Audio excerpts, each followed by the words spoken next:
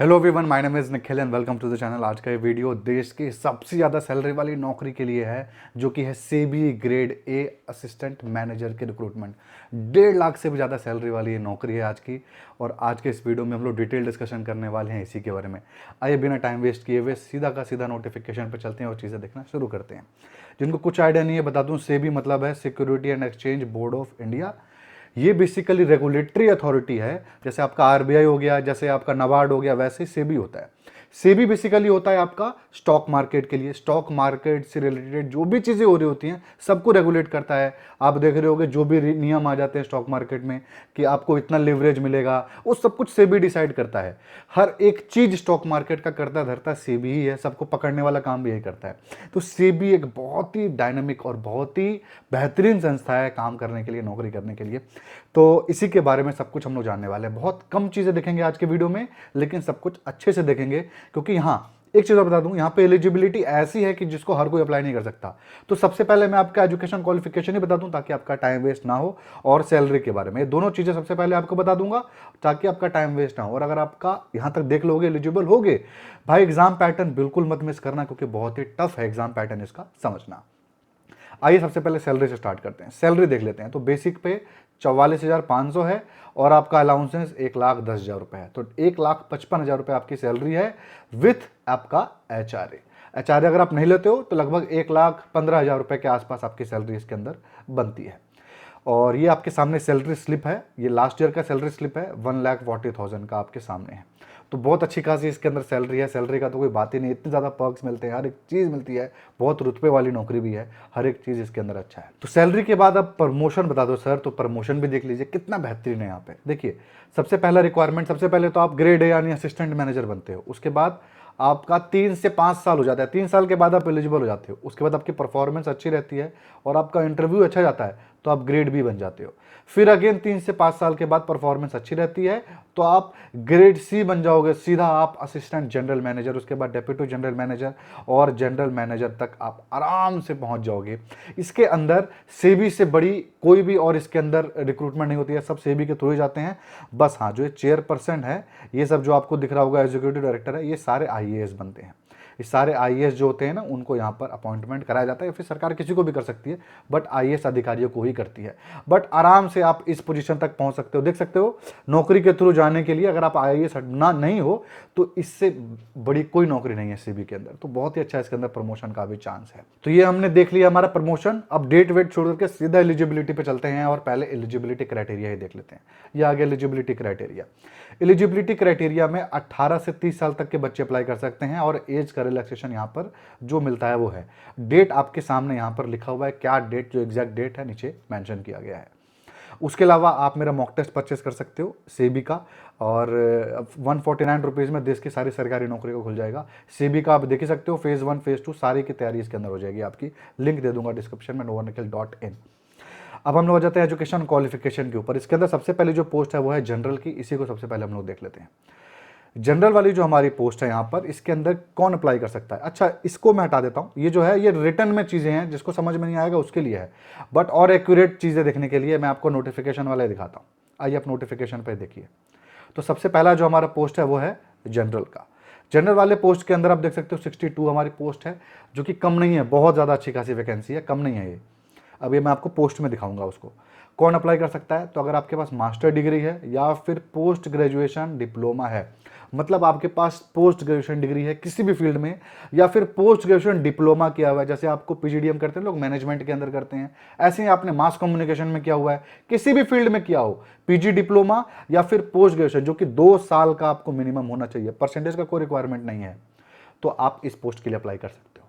लेकिन अगर ऐसा नहीं है, लेकिन आपके पास लॉ है, एलएलबी आपने किया है, तो भी आप अप्लाई कर सकते हो, या फिर आपने बीटेक किया हुआ है किसी भी फील्ड से, तो भी अप्लाई कर सकते हो, या फिर आप एक सीए हो, या फिर सीएफए हो, या फिर कंपनी सेक्रेटरीट हो, या फिर कॉस्ट अकाउंटेंट है, तो भी आप यहाँ पे अप्लाई कर सकते हो। तो मुझे लगता है कि नॉर्मल ग्रेजुएट तो छट चुके होंगे, लेकिन जिन्होंने पीजी कर लिया होगा वो यहाँ पर सिलेक्ट हो जाएंगे और इस पोस्ट को अप्लाई कर पाएंगे, जो कि इतनी बेहतरीन नौकरी है। उसके बाद है आपका लीगल। यहाँ पे 5 पोस्ट है, इसके अंदर कोई भी आपका लॉ ग्रेजुएट अप्लाई कर सकता है, डिजायरेबल को भूल जाइए। उसके बाद है आपका आईटी। आईटी के अंदर कोई भी आपके पास बैचलर डिग्री हो, या फिर आपका बीटेक हो, बीई हो, या फिर कोई भी बैचलर डिग्री हो, कोई फर्क नहीं पड़ता।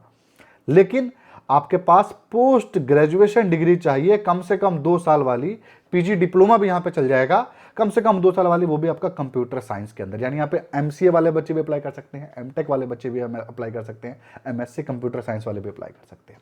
ग्रेजुएशन की डिग्री किसी भी फील्ड में हो, यहाँ पर अभी तक परसेंटेज की कोई बात नहीं हुई है, कोई परसेंटेज हो कोई फर्क नहीं पड़ता। आपका इंजीनियर इलेक्ट्रिकल, इसके अंदर तो सिंपल बी बीटेक अगर आप हो और इलेक्ट्रिकल इंजीनियरिंग में, तो भी अप्लाई आप कर सकते हो इस पोस्ट के लिए। उसके बाद आपका रिसर्च, इसके अंदर पोस्ट आपने देख लिया होगा 24, 2 और 2 है। रिसर्च वाली पोस्ट पे आ जाते हैं। इसके अंदर मास्टर डिग्री चाहिए या फिर पीजी डिप्लोमा चाहिए, 3 इसके अंदर क्राइटेरिया है। मास्टर डिग्री या फिर पीजी डिप्लोमा किन किन फील्ड में चाहिए आपको एक्सप्लेन कर देता हूँ। ये आपका सामने लिखा हुआ है, या तो आपका बिजनेस वाले फील्ड में इकोनॉमिक्स हो, कॉमर्स हो, आपका बिजनेस एडमिनिस्ट्रेशन हो, या फिर एमबीए हो, इकोनोमेट्रिक्स हो, क्वांट हो, मैथमेटिकल इकोनॉमिक्स हो, या फिर बिजनेस इकोनॉमिक्स हो, आपके सामने लिखा हुआ है, इसमें से कुछ भी हो। नहीं है लेकिन आपका मास्टर डिग्री या फिर पीजी डिप्लोमा इन फील्ड के अंदर है आपका, यानी क्वांट से रिलेटेड फील्ड, आपका मैथमेटिकल फाइनेंस हो, क्वांटिटेटिव फाइनेंस हो, तो भी अप्लाई कर सकते हो। या फिर नीचे दिए गए में आपका किसी में हो जिसमें स्टैट्स से रिलेटेड है, आपका स्टैट्स हो आपका, और इसके अंदर सारा अच्छा खासा लिखा हुआ है जो भी आपका है, मशीन लर्निंग हो, बिग डाटा एनालिसिस हो, किसी के अंदर भी आपका पीजी डिप्लोमा या फिर मास्टर डिग्री है तो अप्लाई कर सकते हो। परसेंटेज का कोई रिक्वायरमेंट नहीं है। मैं स्क्रीन से हट जाता हूं अगर आपको यहाँ पे चीज़ें नहीं दिख पाई हैं तो, ठीक है। तो ये आप देख लो, ये एक बार यहाँ पे मैं जूम आउट भी कर दे रहा हूँ, ये आप स्क्रीनशॉट ले लो, या फिर आपके नोटिफिकेशन में भी चीज़ें दी गई हैं।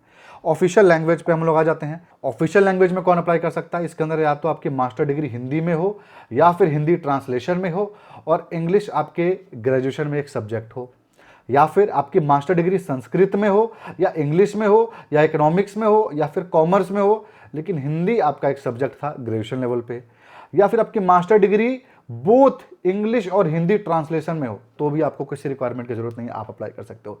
इन तीनों में से कोई भी एक आपका रिक्वायरमेंट है तो आप अप्लाई कर सकते हो। बहुत सिंपल तरीके से मैंने आपको समझा दिया। ये बहुत ही कॉम्प्लिकेटेड होता है समझना, लेकिन आपको यहाँ पे समझ में आ गया। एजुकेशन क्वालिफिकेशन, कुछ डाउट आते हैं, क्या फाइनल ईयर के बच्चे अप्लाई कर सकते हैं? बिल्कुल यहाँ पर नहीं कर सकते हैं।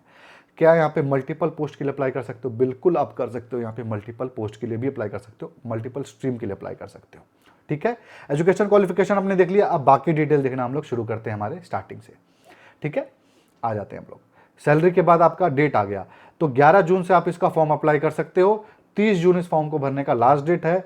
इसका एग्जामिनेशन 27 जुलाई है। तो साफ साफ बता दूं, अगर आपकी तैयारी नहीं हुई है, सीबी के बारे में आप पहली बार सुन रहे हो, तो कॉन्ग्रेचुलेशंस, आपको फॉर्म भरने की कोई ज़रूरत नहीं है। आप फेल हो, कोई इसके अंदर मेहनत करने की जरूरत नहीं, आप नहीं पास हो सकते। हाँ, अनटिल अनलेस आप एक सीए हो या फिर कॉमर्स बैकग्राउंड से हो, तो आप डेफिनेटली पास हो सकते हो। कॉमर्स बैकग्राउंड वाले ही इसके अंदर पास हो सकते हैं। जनरल वाली पोस्ट के लिए कह रहा हूँ, सारी पोस्ट के लिए नहीं, बाकी सारी पोस्ट के लिए हो सकते हो, जनरल वाली पोस्ट की बात कर रहा हूँ।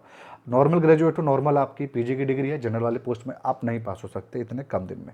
उसके बाद आपका फेज 2 का पेपर 1 31 अगस्त को है, और फेज 2 का ही पेपर 2 आपका 14 सितंबर को है। उसके बाद इंटरव्यू की डेट लोग बाद में बताएंगे।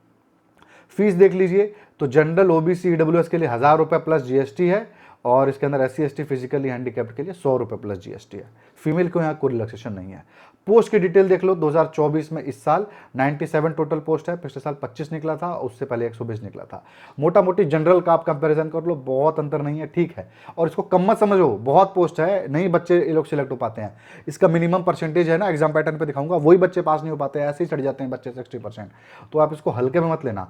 यहाँ पर सबसे अच्छी अपॉर्चुनिटी आईटी वालों के लिए है। अगर आप आईटी एमसीए वगैरह हो ना आप, तो बॉस इस पोस्ट के लिए आंख बंद करके अप्लाई करो और जान लगा दो सब पोस्ट को छोड़ करके, क्योंकि ऐसा मौका आपको जल्दी नहीं मिलता है। अच्छी खासी इसके अंदर पोस्ट आपको देखने को मिल रही है, और इसका कंपटीशन भी कम है, ठीक है। आपको मैंने बता दिया था, अगर आप मॉक टेस्ट में इंटरेस्टेड हो सेबी के फेज 1 फेज 2 सबका आपको लिंक डिस्क्रिप्शन में है।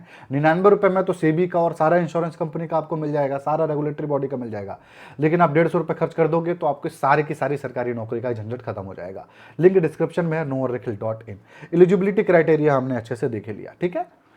अब आ जाते हैं, हाँ, चैनल को प्लीज सब्सक्राइब करके रखो। 50% बच्चे जो वीडियो को देख रहे हैं ना, सब्सक्राइब नहीं करते। प्लीज चैनल को सब्सक्राइब करो और बेल आइकन जरूर दबा देना यार, ऐसा मत करो मेरे साथ, ठीक है। सब्सक्राइब करो। एग्जाम पैटर्न देख लेते हैं। एग्जाम पैटर्न प्रीलिम्स, मेंस और इंटरव्यू। सबसे बड़ा डाउट जो बच्चों को आता है, अभी क्लियर कर देता हूं भाई, हिंदी और इंग्लिश दोनों में ही आपका यहाँ पे पेपर है, डरने की जरूरत नहीं है। यहां तक कि आप इंटरव्यू को भी हिंदी में ऑप्ट कर सकते हो, इंटरव्यू भी आप हिंदी में दे सकते हो, और कोई यहाँ पे हिंदी इंग्लिश का भेदभाव नहीं है। 1/4 आपकी यहाँ पे नेगेटिव मार्किंग है। अब पैटर्न को ध्यान से समझिएगा, बहुत मुश्किल है, कॉम्प्लिकेटेड है, बहुत आसान तरीके से मैं आपको यहाँ समझा दूंगा। एक ही बार समझाऊंगा, वीडियो को रिपीट कर लेना अगर नहीं समझ में आएगा तो। सबसे पहला, प्रीलिम्स का पेपर 1, प्रीलिम्स में 2 पेपर है। पेपर 1 किसी भी पोस्ट के लिए आप अप्लाई करो, सबको देना है। क्या है इसके अंदर? जनरल अवेयरनेस, इंग्लिश, क्वांट और रीजनिंग, सबके आपके 20-20 क्वेश्चन हैं, 25-25 मार्क्स के, तो 80 क्वेश्चन, 100 मार्क्स, 60 मिनट। बैंक से आपके 20 क्वेश्चन यहाँ पे कम है, समय कम नहीं है, 20 क्वेश्चन कम है, जो कि अच्छी बात है। और मिनिमम 30% स्कोर करना है आपको। एक एक पर्टिकुलर सेक्शन में पास होने की कोई जरूरत नहीं है, आप भले क्वांट में 0 नंबर आ जाए कोई फर्क नहीं पड़ता, आपके ओवरऑल 30% आने चाहिए, तो आप यहाँ पे कंसीडर आपको करेंगे और उसके बाद आपका ओवरऑल कट ऑफ निकलेगा, वो पास हो गया तो आपका सिलेक्शन हो जाएगा। ठीक है, no sectional timing and no sectional cut off. ठीक है, ये हो गया आपका प्रीलिम्स का पेपर 1, जो सभी पोस्ट को देना है, किसी भी पोस्ट के लिए अप्लाई आप कर दो, सबको ही देना है।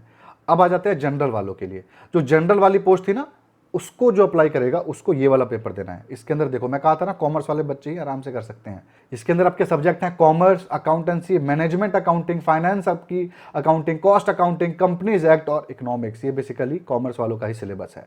इसके अंदर आपके 50 क्वेश्चन होंगे जो सातों सेक्शन को कवर करेंगे थोड़ा थोड़ा।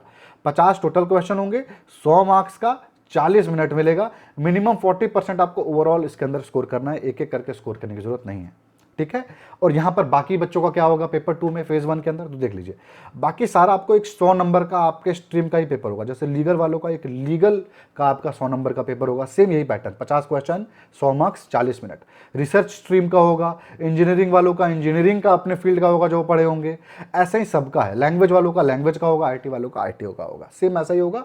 बस आपके जो ये सब्जेक्ट हैं ये आपके हो जाएंगे नॉर्मल सब्जेक्ट्स जो आपके सिलेबस में है। ये भी दिया हुआ है, डिफाइन किया हुआ है आपको। मैं ये PDF है, आप डाउनलोड कर सकते हो, मेरे टेलीग्राम पे फॉलो कर लो, उसके अंदर सब कुछ मैं डिटेल दे चुका हूँ।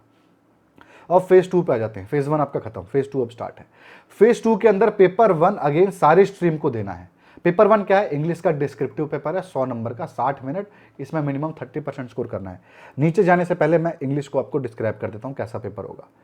यहाँ देख लो, पेपर 1 इंग्लिश जो सबको देना है, डिस्क्रिप्टिव होगा, ऐसे, प्रीसिस राइटिंग और रीडिंग कॉम्प्रिहेंशन का होगा, 60 मिनट, 100 मार्क्स। ठीक है, इसके अंदर आपको ऑप्शन दिया जाएगा, 3 क्वेश्चन आपको करने होंगे। समझ में आया आपको? वापस आ जाते हैं, अब पेपर 2 पे आते हैं। पेपर 2 सिर्फ और सिर्फ जनरल स्ट्रीम वालों के लिए है। ठीक है, इसके अंदर क्या होगा ये दिखा देता हूं। अब पेपर 2 में आपका सेम जो पेपर 1 में हुआ था, याद है, सेम कॉमर्स अकाउंटिंग, आपका फाइनेंस अकाउंटिंग, कॉस्ट अकाउंटिंग, वो होगा। 50 क्वेश्चन, 40 आपका मिनट मिलेगा और आपके 100 मार्क्स का ये पेपर होगा। बस इतना ही है, जनरल वालों का खत्म, रिटन एग्जामिनेशन आपका खत्म, यहीं तक होगा। उसके बाद आप इंटरव्यू हो जाएगा। ठीक है, मैंने आपको बता दिया। अब बाकी लीगल वालों का क्या होगा? लीगल वालों का पेपर 2 अलग होगा, वो जनरल वालों का ऊपर हो गया। लीगल वालों का पेपर 2 क्या होगा? 70 मल्टीपल होंगे, 3 डिस्क्रिप्टिव होंगे 10-10 मार्क्स के। ये आपके सामने लिखा ही हुआ है, क्या इसको एक्सप्लेन करो। 100 मार्क्स का होगा, आपके 60-60 मिनट के 2 अलग अलग सेक्शन में होंगे ये, और आपको ये 40% मिनिमम स्कोर करना है। IT वालों का ये लोग कोडिंग की टेस्ट लेंगे, कोडिंग का टेस्ट देखेंगे, आपको लैंग्वेज आता है कि नहीं, C++, जावा और पाइथन। ठीक है, ये भी 100 मार्क्स का होगा। रिसर्च वालों का रिसर्च का होगा पेपर अपना, इकोनॉमिक्स से रिलेटेड। उसके बाद आपका लैंग्वेज वालों का, ये सामने दिख रहा है लैंग्वेज का क्या सा पेपर होगा। आपको एक साधारण पैरा लिखना है 150 शब्द का, हिंदी अनुवाद लिखना है 20 मार्क्स का, ऐसे ऐसे करके लिखा हुआ है, सारा आपके सामने है सिलेबस। 100 मार्क्स का, 90 मिनट मिलेगा आपको, 40% यहाँ पे मिनिमम स्कोर करना है। इंजीनियरिंग इलेक्ट्रिकल का भी अपना स्पेसिफिक होगा, इसके अंदर भी आपको 40% स्कोर करना है, 40 मिनट इसके अंदर आपको मिल रहा है। तो ये हो गया आपका एग्जामिनेशन पैटर्न, जो अच्छे से मैंने आपको बता दिया। ठीक है, पैटर्न आपने देख लिया, और ये फेज 2 का ये सारा चीजें मैंने आपको एक्सप्लेन कर दी। इंटरव्यू एक्सप्लेन कर देता हूँ। इंटरव्यू आपका टोटल 100 नंबर का होगा, जिसमें इंटरव्यू में 100 नंबर में से 75% आपको वेटेज मिलेगा, इंटरव्यू कैसा दे रहे हो आप उन सवालों का। बाकी अगर आपके पास कोई एक्सपीरियंस वगैरह है, डिजायरेबल क्वालिफिकेशन है, तो उसका 25% वेटेज यहाँ पर दिया जाएगा। ठीक है, बाकी आपका जो फेज 2 है, फेज 1 का कोई इंपॉर्टेंस नहीं है। फेज 2 85% वेटेज रखेगा, बाकी 15% आपका इंटरव्यू रखेगा ओवरऑल मेरिट लिस्ट के अंदर 100 में से। ठीक है, ये आपका हो गया इंटरव्यू। अगेन आप मॉक टेस्ट मेरा परचेस कर सकते हो, लिंक डिस्क्रिप्शन में है। सिलेबस, कट ऑफ, किताब और प्रीवियस ईयर पेपर सब आपको मेरे टेलीग्राम पे मिल जाएंगे। टेलीग्राम पे नोवर लिख के सर्च कर लो, या फिर आप लिंक दे दूंगा मैं डिस्क्रिप्शन में, वहाँ पे क्लिक करो, डायरेक्ट आप टेलीग्राम पे चले जाओगे। आप वहाँ पे पेज फॉलो कर लो, मैं यही PDF डाल दूंगा, इसी PDF में सारी चीज़ें डाल दूंगा, शाम तक आपको वो मिल जाएगा, आप वहाँ से काम आपका चल जाएगा, सारी चीज़ें आपको मिल जाएगी। चलिए, आई थिंक यहाँ पे मैंने आपका सारा डाउट क्लियर कर दिया है। तो मैं कहूँगा कि प्लीज़ आप इस चैनल को सब्सक्राइब कर दो यार, इस वीडियो को भी एक अच्छा खासा लाइक दे दो। अच्छा, मुझे कमेंट करके बताना कौन कौन एलिजिबल हुआ है, इसके लिए मैं जानना चाहता हूँ कि कौन कौन एलिजिबल है, तो प्लीज़ कमेंट करके मुझे ज़रूर बताइएगा। तो बस ये था आज के वीडियो में, आई थिंक आपको फ़ायदा मिला होगा। प्लीज़ चैनल को सब्सक्राइब करें,